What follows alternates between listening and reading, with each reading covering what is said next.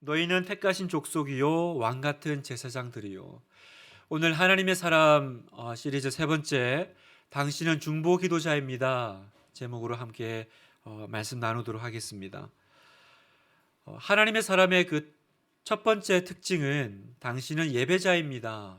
그래서 우리가 그 두 분에 걸쳐서 우리가 예배자임을 또 자각을 했고, 또 어떻게 예배를 드려야 되는지를 살펴봤습니다. 오늘은 그 두 번째 특징인 중보 기도에 대해서 이야기를 나누려고 합니다. 중보 기도 얘기를 나누면서 우리의 질문은 이겁니다. 어떻게 중보 기도가 하나님의 사람의 분명한 특징이 될 수 있습니까? 이거죠. 어떻게 중보 기도가 하나님 사람의 특징이 될 수 있습니까? 왜냐하면 우리가 일반적으로 생각하는 중보 기도는, 그 교회도 이제 중보 기도 팀이 있잖아요. 그래서 중보기도는 중보기도 팀에서 하는 거 아닙니까? 좀 거기에 헌신하신 분들, 또 흔히 말하는 기도에 좀 은사가 있으신 분들, 기도할 줄 아는 분들. 그런 면에서 나는 좀 기도도 짧고 또 기도할 줄도 모르는데 이게 어떻게 하나님의 사람의 특징이 될 수 있습니까? 이 질문입니다. 여기에 대한 답을 하기 위해서는 먼저 다시 한번 우리가 하나님의 사람의 그 정체성에 대해서 살펴봐야 됩니다. 오늘 우리가 읽은 이 베드로전서 2장 9절은요, 성도를 부르는 이 특별한 호칭 하나가 등장합니다. 다시 한번 제가 읽겠습니다. 2장 9절 보면, 그러나 너희는 택하신 족속이요 왕 같은 제사장들이요 거룩한 나라요 그의 소유가 된 백성이니 이는 너희를 어두운 데서 불러내어 그의 기이한 빛에 들어가게 하시니에 아름다운 덕을 선포하게 하려 하심이라. 여기 보면 너희는 택하신 족속이요, 그러니까 하나님께서 선택하셔서 구원한 하나님의 백성, 그건 맞죠. 그런데 이어서 나오는 것이 뭐냐? 왕 같은 제사장이라고 우리를 부르신다는 겁니다. 다시 말하면 너희는 제사장이다, 이렇게 우리를 호칭하신다는 거죠. 여러분, 제사장은 이제 구약에 나오는 직분, 직무자들인데, 제사장은 어떤 삶을 살던 사람들입니까? 제사장의 삶을 우리가 살펴보면 크게 두 가지의 삶을 살았습니다. 첫 번째가 예배자의 삶을 살았습니다. 그래서 제사장은 하나님 앞에 나아가서 하나님을 높이고 찬양하고 또 제사를 드렸죠. 그 예배잖아요. 하나님의 행하신 일을 송축하고 시편을 노래하고, 그게 첫 번째 일이었다면, 두 번째 제사장이 해야 될 일이 있는데 바로 중보자의 삶이었다라는 것입니다. 중보자의 삶. 그래서 제사장들이 주로 뭘 해요? 이제 제사를 드리죠. 제물을 바쳐서 백성들을 대표해서 속죄죄, 번제를 하나님께 올려, 그리고 하나님께 이 백성들의 죄를 고하고, 또 하나님과 백성들의 그 관계가 다시 회복되게 하는 그 속죄제를 드릴 뿐만 아니라 또 하나가 있는데 백성을 축복하는 일도 했습니다. 축복의 통로의 역할을 한 거죠. 이 부분이 민수기 6장 23절에 나옵니다. 아론과 그의 아들들에게 말하여 이르기를, 너희는 이스라엘 자손을 위하여 이렇게 축복하여 이르되, 여호와는 내게 복을 주시고 너를 지키시기를 원하며 여호와는 그의 얼굴을 내게 비추사 은혜 베푸시기를 원하며. 아론과 그의 아들들은 제사장 가문이잖아요. 아론 가문에게 너희는 내 백성에게 이렇게 축복하라. 그래서 여호와는 내게 은혜를 주시고 얼굴을 비추시고 그렇게 기도하라는 거예요. 축복하라. 그러면 어떤 일이 벌어지냐? 27절에 그들은 이같이 내 이름으로 이스라엘 자손에게 축복할지니 내가 그들에게 복을 주리라. 제사장들이 이스라엘 백성들을 축복하잖아요. 그러면 하나님께서 그 축복 기도를 듣고 이스라엘 백성들을 축복하겠다 말씀하시는 거죠.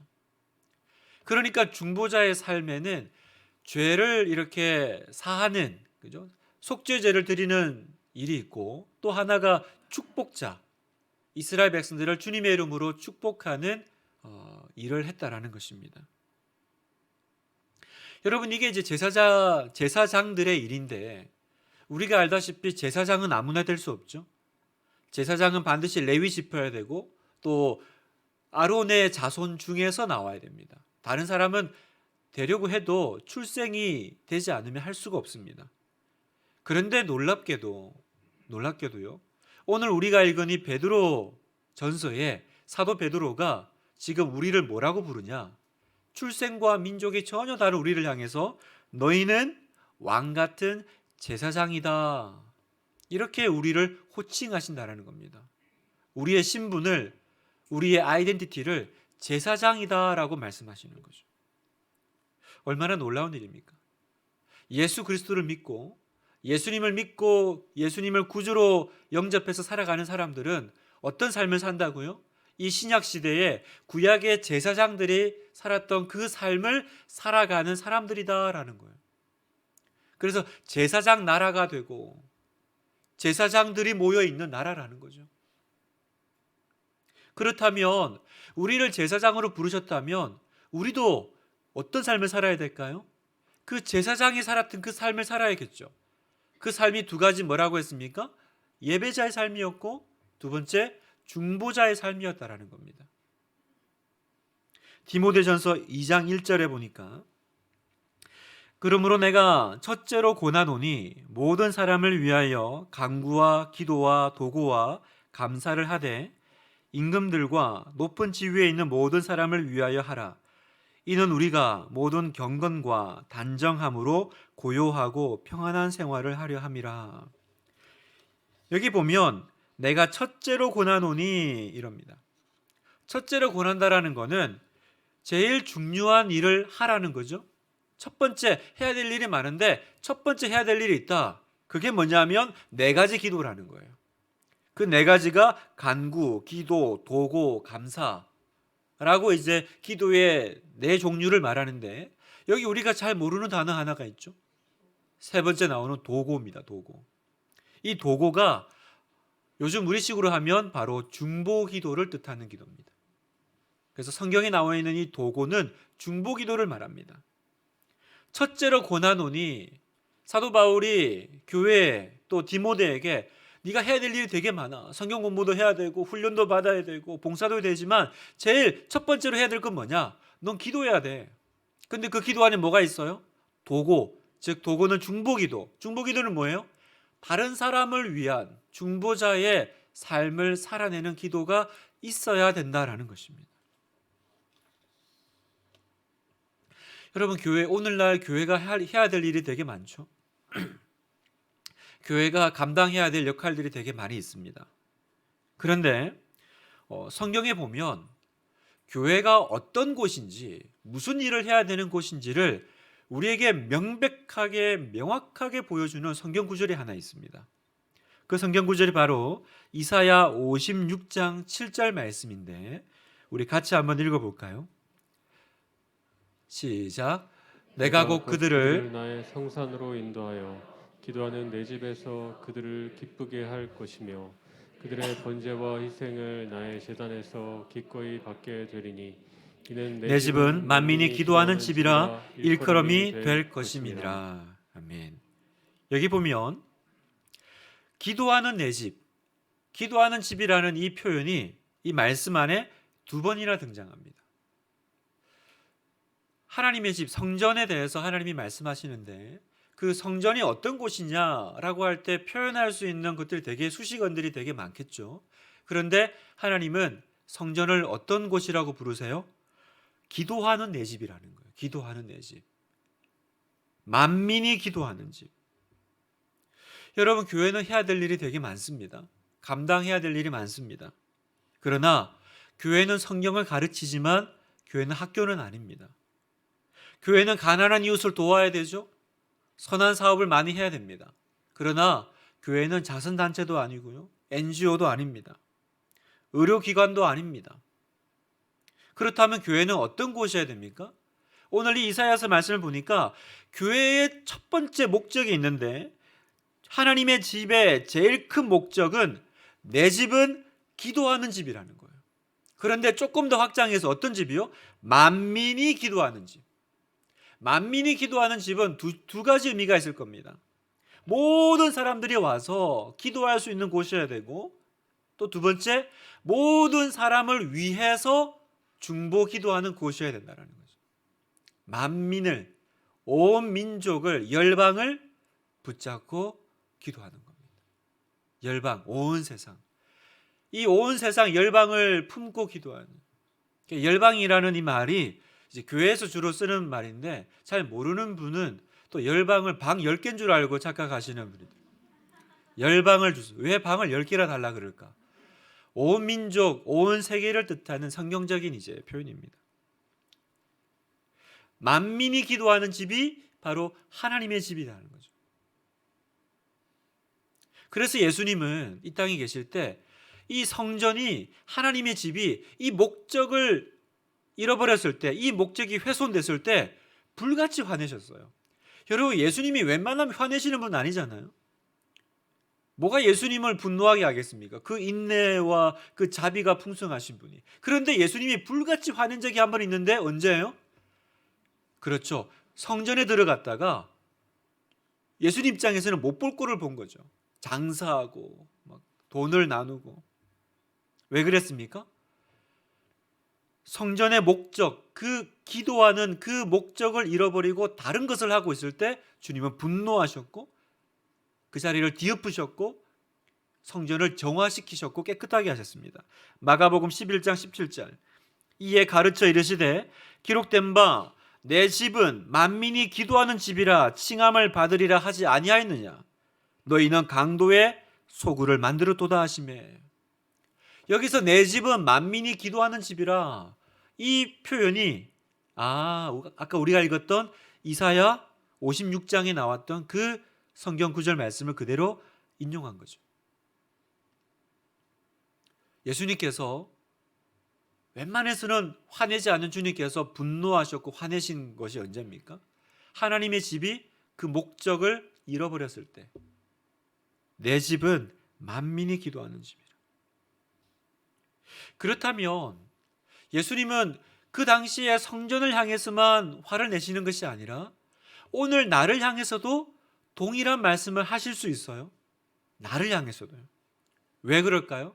왜냐하면 신약에서 성전은 이제 더 이상 어떤 건물이나 어떤 예배당을 뜻하는 것이 아니라 성전은 뭐예요? 성전은 예수님을 영접한 모든 그리스도인들을 성전, 교회라고 부르기 때문입니다. 고린도전서 3장 16절 같이 한번 읽어볼까요? 시작. 너희는 너희가 하나님의 성전인 것과 하나님의 성령이 너희 안에 계시는 것을 알지 못하느냐. 우리가 뭐래요? 하나님의 성전, 하나님의 집이죠. 우리가 하나님의 집이라는 거예요. 그러면 주님이 우리를 보실 때, 하나님의 집인 우리를 보실 때 주님은 나를 뭘로 보시는 거예요? 기도하는 집으로 보신다는 거죠.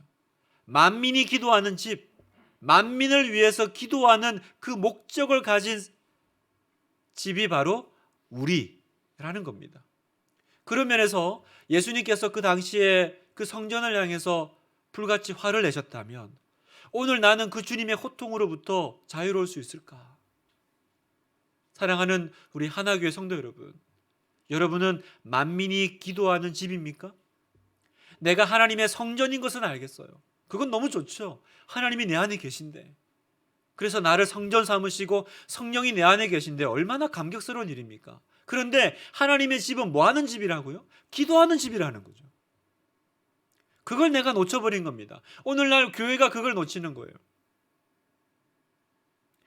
사랑하는 성도 여러분, 왜 하나님은 교회를, 하나님의 집을 만민이 기도하는 집을 삼기를 원하실까요? 왜 해야 될 것들이 많은데 왜 꼭 기도해야 될까? 그건 바로 하나님께서 그 기도를 통해서 온 민족을, 열방을 축복하시고 변화시키시기를 원하는 비밀이 그 안에 숨어 있기 때문입니다. 여러분, 구약에 하나님께서 아브라함을 부르실 때 창세기 12장에 보면 복을 주시잖아요. 한번 볼까요? 창세기 12장 1절. 여호와께서 아브라함에게 이르시되 너는 너의 고향과 친척과 아버지의 집을 떠나 내가 내게 보여줄 땅으로 가라. 내가 너로 큰 민족을 이루고 내게 복을 주어 내 이름을 창대하게 하리니 너는 복이 될지라. 너를 축복하는 자에게는 내가 복을 내리고 너를 저주하는 자에게는 내가 저주하리니 땅의 모든 족속이 너로 말미암아 복을 얻을 것이라 하신지라. 아멘. 여기 보면 하나님께서 아브라함을 복 주시는데 두 가지로 복 주십니다. 첫 번째, 내가 내게 복을 주어. 그러니까 내가 너에게 복을 주마. 하나님 복 주시옵소서. 그러니까 내가 복을 받는 거죠. 이게 첫 번째 복이고, 그러나 두 번째 복이 하나 더 있습니다. 너는 복이 될지라라는 거죠. 복이 될지라. 내가 복 받는 걸로 그치지 않고 네가 복이 되라는 거예요. 우리 예전에 너는 복이 될지라 특세 주제였지 않습니까? 그래서 우리 막 되게 좋아했잖아요. 내가 복인가 봐. 그런데 여러분, 그 의미 속에는 뭐가 담겨 있어요? 나에게 복을 주시는 하나님과 나로 복을 삼으시는 하나님. 그건 무슨 차이가 있을까요? 하나님은 단지 나에게 복을 주셔가지고 내가 좀 풍요롭고 내가 좀 잘 살고 세상 가운데 있어 보이는 삶을 사는 데에만 관심이 있으신 것이 아니라, 여기 보면 모든 족속이 너로 말미암아 복을 얻을 것이라. 이 목적을 이루기 위해서 하나님은 나를 복의 통로, 즉 복이 될지라 라고 말씀하신다는 거예요. 나는 너에게 복을 줄 거야. 너를 부유하게 할 거야. 그러나 내가 원하는 건 나는 너의 하나님만은 아니다, 이 말씀인 거죠. 나는 온 민족의, 온 세상의 하나님이고, 나는 모든 족속이 너를 통해서 나를 알기를 원해. 그게 복의 의미라는 거예요.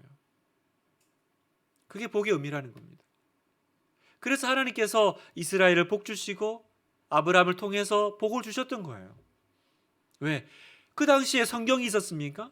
그 당시에 기록된 어떤 것이 있었습니까? 그래서 보여줄 수 있는 건 뭐예요? 내 삶밖에 없는 거예요.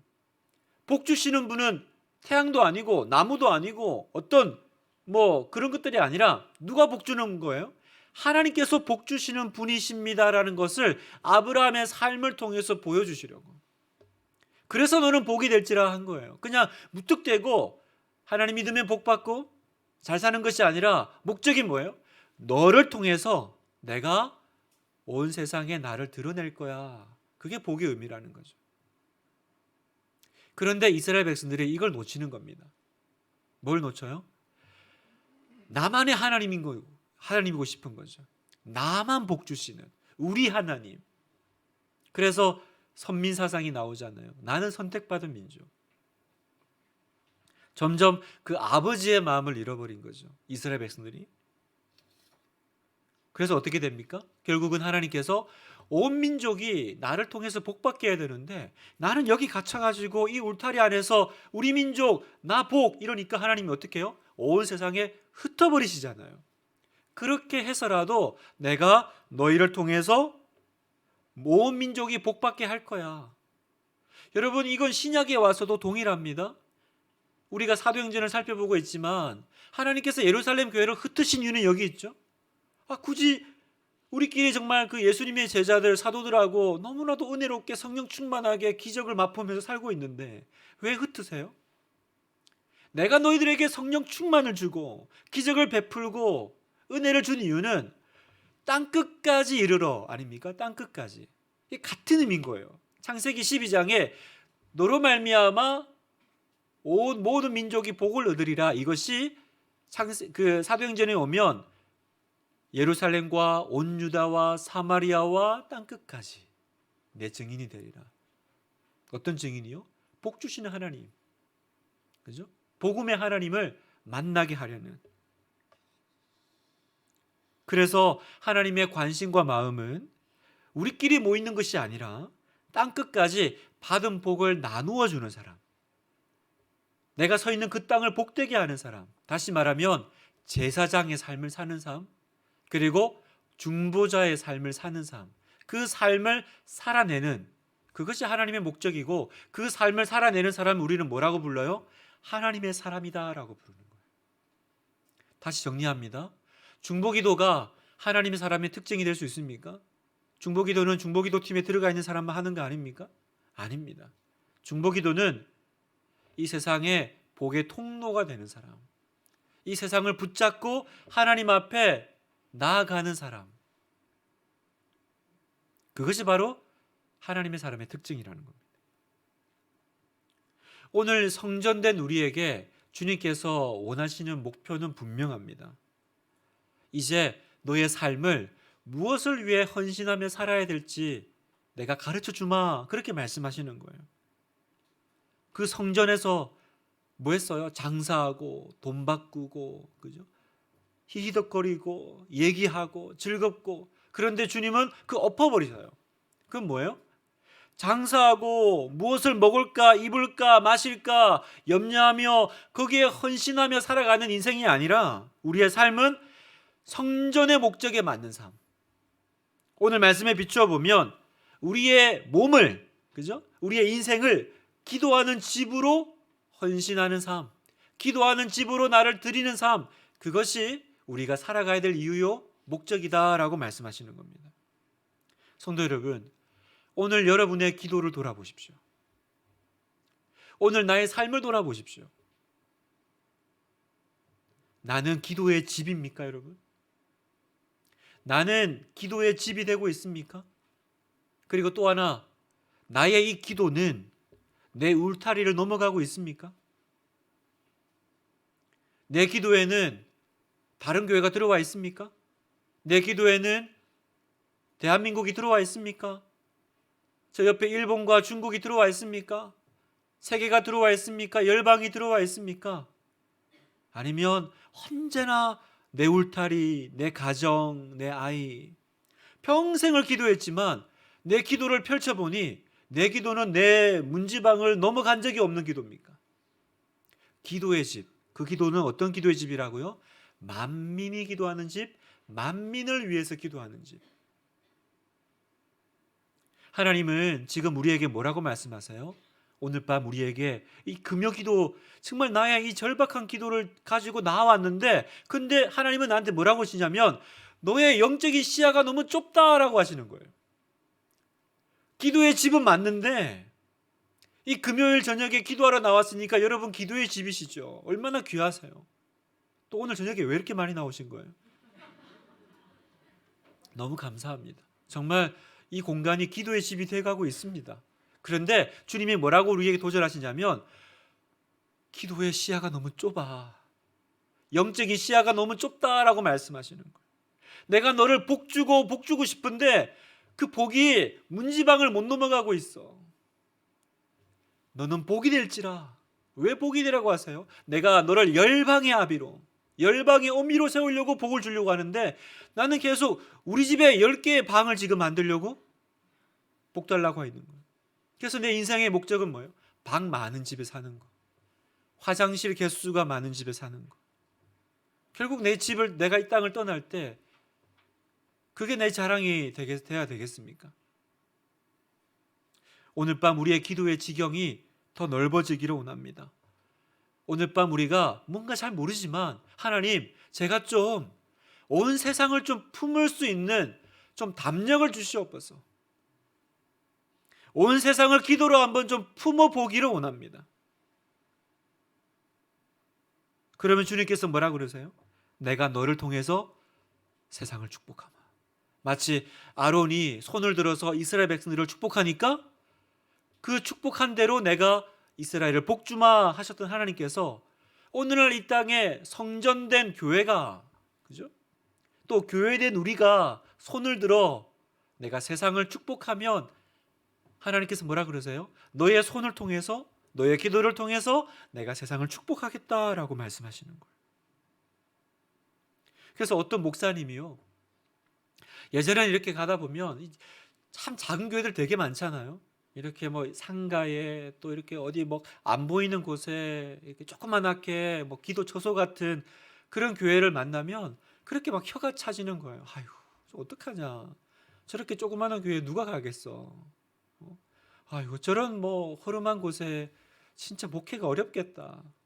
아이고, 참 어떡하냐. 그렇게 혀를 찼대요. 그런데 하나님께서 나를 중보기도자로 부르셨구나. 하나님께서 나를 만민이 기도하는 집으로 부르셨구나. 그걸 깨달은 다음부터 기도가 바뀌는 거예요. 어떻게 바뀌어요? 지나가다가 보이는 교회마다 축복하는 거예요. 하나님, 저 교회가 잘 돼야 되는데.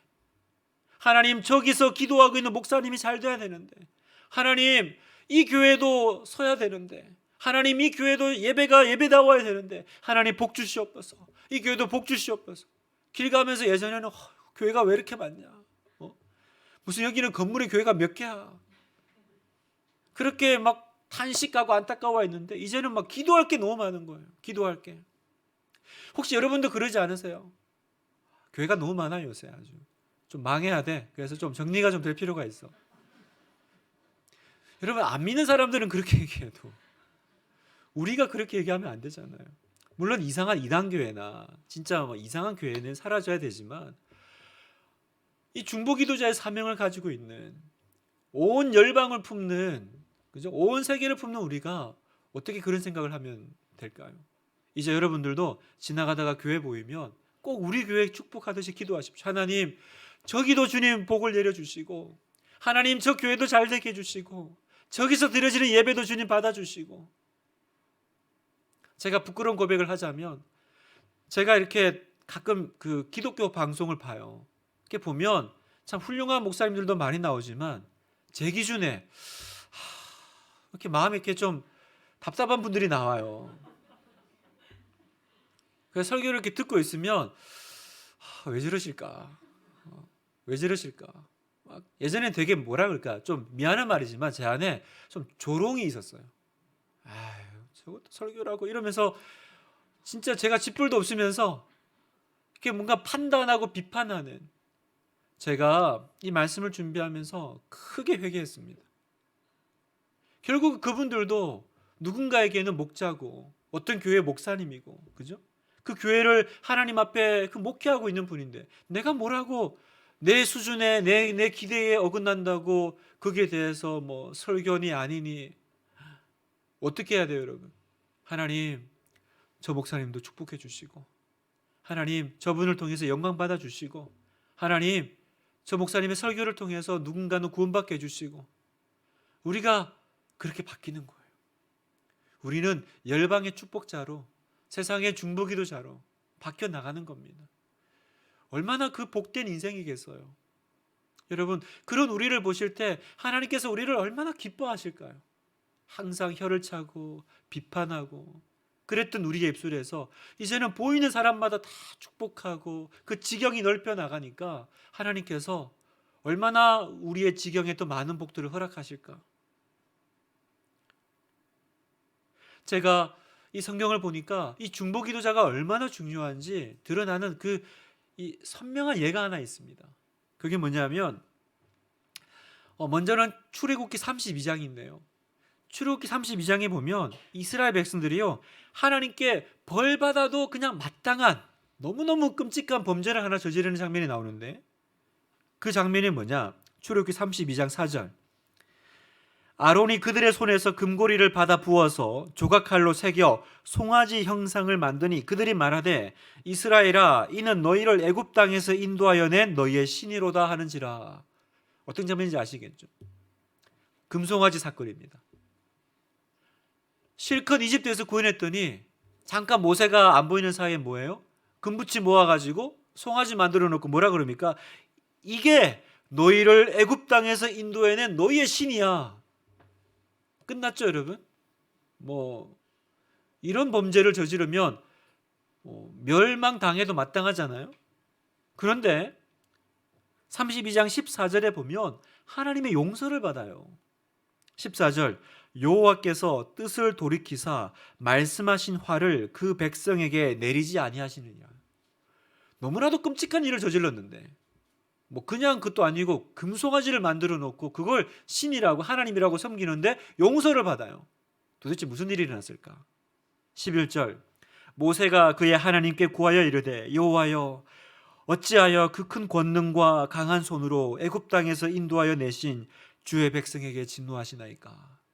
무슨 일이 있었어요? 모세의 중보기도가 있었던 겁니다. 모세의 중보기도가 당연히 벌받고 심판받고 어쩌면 하나님이 여기까지야 해도 전혀 이상하지 않을 그 상황 가운데 용서를 받고 하나님의 진노를 피하겠다라는 거예요. 그런데 또 다른 사건이 있습니다. 출애굽기 32장하고 비슷한데 전혀 다른 결과가 나온 사건이 있습니다. 에스겔 22장입니다. 에스겔 22장에도 보면 유다 백성들이 하나님과의 약속을 범하고요. 하나님 앞에 이렇게 굉장한 이제 잘못을 저지르죠. 그런데 이때는 심판받고 그냥 멸망받아 끝납니다. 여기에 대해서 성경은 이렇게 얘기하세요. 에스겔 22장 30절. 이 땅을 위하여 성을 쌓으며 성 무너진 데를 막아서서 나로 하여금 멸하지 못하게 할 사람을 내가 그 가운데서 찾다가 찾지 못하였으므로. 멸망당한 이유가 뭐라고 말씀하세요? 성을 쌓고 성 무너진 데를 막아서서 나로 하여금 멸하지 못하게 할 사람, 한 사람, 그죠? 한 사람을 찾다가 찾지 못했다라는 거예요. 그 사람이 누굽니까? 중보기도자죠. 바로 그 모세 역할을 하는 그 한 사람을 찾지 못해서 그래서 결과가 어떻게 됩니까? 31절. 내가 내 분노를 그들 위에 쏟으며 내 진노의 불로 멸하여 그들 행위대로 그들 머리에 보응하였느니라. 주 여호와의 말씀이니라. 결국 하나님의 심판으로 끝난 거죠. 똑같은 범죄였습니다. 범죄의 경중을 따지자면 차이도 없어요. 그런데 왜 한쪽은 용서를 경험하고 회복되고 다른 한쪽은 심판받고 멸망당하죠? 그 차이가 어디 있습니까? 거기에 중보기도자가 있었느냐라는 거예요. 주님이 말씀하시잖아요. 내가 그 가운데서 찾다가 찾지 못하여. 주님은 오늘도 이 시대 가운데 이 한 사람을 찾으십니다. 많은 사람들이 다 교회를 향해서 혀를 찹니다. 목사를 향해서 혀를 찹니다. 교회 지도자를 향해서 이제 교회가 끝났다고, 이 세상을 향해서 말세라고, 안 된다고. 그러나 하나님이 찾으시는 사람은 어떤 사람입니까?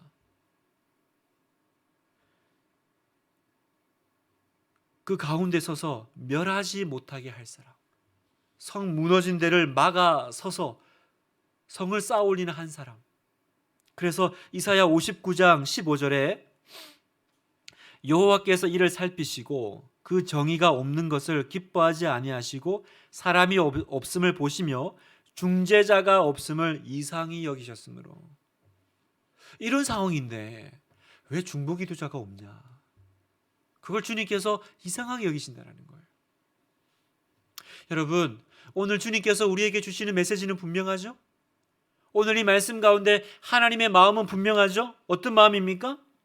중보기도자가 어떤 사람이에요? 멸망당할 게 마땅한데 그걸 막아서는 사람이 중보기도자라는 거예요. 그래서 하나님의 마음은 뭐예요? 멸망시키고 심판하는 것이 아니라 그걸 막아설 한 사람, 그걸 통해서 그 민족을, 그 나라를, 그 땅을 구원하기를 원하시는 것이 아버지의 심정이면 오늘 우리는 그 하나님의 마음을 알고 하나님 앞에서 간절히 부르짖는 한 사람이 되어야 되는 것입니다. 그게 오늘 밤 우리가 해야 될 일이라는 것입니다. 오늘 밤 우리 함께 이렇게 고백했으면 좋겠습니다. 하나님, 이 땅을 위하여 성을 쌓으며 성 무너진 데를 막아서서 멸하지 못하게 할 사람, 하나님이 찾으시는 바로 그 사람이 제가 되겠습니다. 그 결단 우리가 드리기 원합니다. 이제부터 제가 중보기도자의 삶을 살기로 주님 앞에 저를 드리겠습니다. 주님께서 그 사람을 찾으시는 거예요. 여기 그 아브라함이 없느냐? 여기 그 모세가 없느냐? 나로 하여금 멸하지 못하게 막아설 한 사람. 그래서 여러분, 그 가정에 그 중보기도자가 있는 가정은 복됩니다. 그 교회에 중보기도자가 있는 교회는 복됩니다. 그 나라에 중보기도자가 있는 나라는 복됩니다. 여러분 누가 알겠어요? 나중에 우리가 죽어 천국 갔는데 그 한 나라가 망하지 않은 이유가, 그 한 교회가 망하지 않은 이유가, 그 어떤 한 가정이 있는데, 그 한 인생이 있는데 그 인생이 망해야 되는데 망하지 않은 이유가 혹시 나 때문인지 누가 알겠어요? 나의 기도 때문에 한 나라가 망하지 않았는지 누가 알겠어요? 오늘 이 말씀을 보니까 그 한 사람을 주님이 찾으시네요. 만약에 그렇다면 얼마나 영광스러울까요? 얼마나 영광스러울까요? 우리는 그날 주님 앞에 가서 되게 깜짝 놀랄 겁니다. 저 사람이 왜 저렇게 큰 상을 받지? 저 사람은 어떻게 저렇게 영광스러운 자리에 갈까? 알고 봤더니 그 사람은 이 땅에서 어떤 삶을 살았어요? 중보기도자의 삶을 산 거예요. 그 편하지도 않는. 누가 알아줍니까? 그런데 그 자리에서 엎드려 그 가정을 붙잡고 그 가문을 붙잡고 그 교회를 붙잡고 기도하는 한 사람. 얼마나 영광스러운 자리인지 모릅니다. 여러분 가정에 여러분밖에 없습니까? 지금 혼자서 끙끙거리면서 지난 십수년을 통과하고 있습니까? 하나님께서 여러분을 안 믿는 가문에 보내셨습니까? 안 믿는 직장에 학교에 보내셨습니까? 너무너무 믿음 생활하기 힘든 곳에 서 계십니까? 무슨 의미입니까?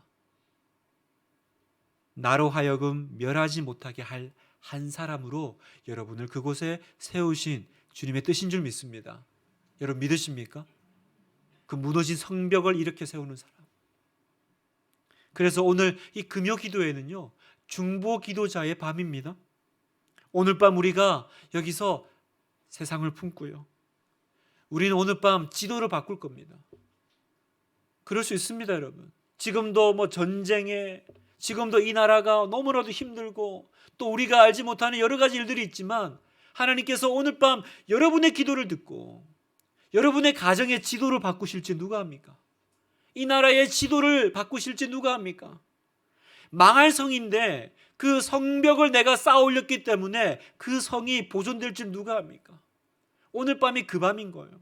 그래서 이 금요 기도회, 또 수요 기도회, 또 어머니 기도회, 제가 어머니 기도회 가서 꼭 드리는 말씀, 우리 아이들을 위해서 성벽을 쌓아 올립시다. 벽돌 한 장. 여러분이 중보 기도자예요. 나는 만민이 기도하는 집이라. 여러분의 인생이 그런 인생입니다. 복된 인생. 그래서 여러분, 중보 기도자가 너는 복이 될지라 그 축복을 받은 사람인 줄 믿습니다. 중보 기도자가 너는 복이 될지라 그 의미구나. 세상에 복이 될지라. 어떻게 복이 됩니까? 내가 오늘 그 세상을 품고 기도할 때. 그래서 나중에 우리가 주님 앞에 섰을 때 내 평생에 기도했던 기도 제목들이 파노라마처럼 펼쳐질 때 그러겠죠. 내가 평생에 주님 앞에 드렸던 기도가 파노라마처럼 펼쳐질 텐데 어떤 사람은 부끄러운 사람이 있을 겁니다. 뭐가 부끄러울까요? 평생 기도했는데 내 기도는 문지방을 넘어간 적이 없는 기도. 언제나 내 가정, 내 자녀, 내 인생 그 이상을 넘어가 보지 못한. 오늘 우리가 그걸 넘어가겠습니다. 오늘 우리가 세상을 품고, 오늘 우리가 교회를 품고, 우리 교회뿐만이 아니라 한국 교회를 품고 그렇게 나아간 우리가 되기를 축복합니다.